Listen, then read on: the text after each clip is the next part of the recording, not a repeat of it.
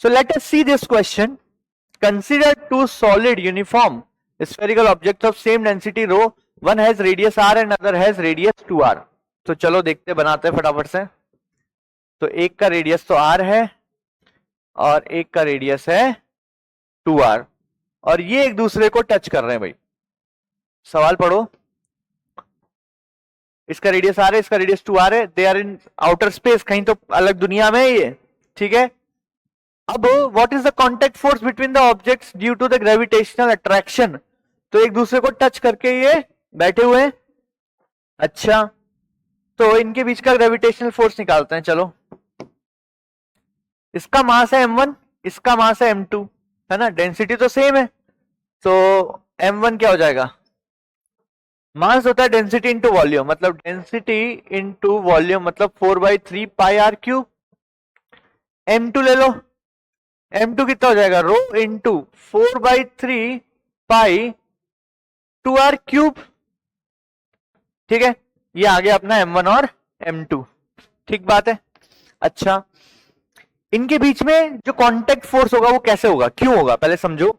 ये एक दूसरे को खींचेंगे ऐसे एक दूसरे की तरफ, तो उसी की वजह से सेम कांटेक्ट फोर्स डेवलप होगा. ठीक है, तो इनके बीच का ग्रेविटेशनल फोर्स निकाल लेते हैं.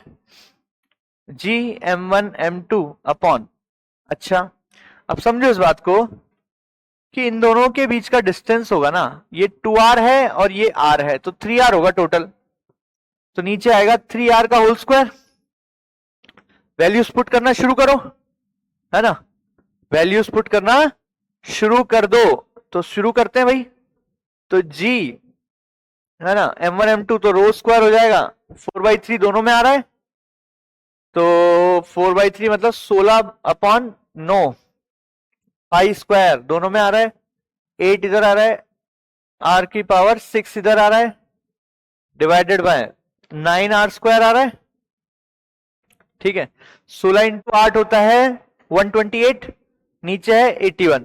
तो एक ही ऑप्शन दिख रहा है, तो option number B is correct.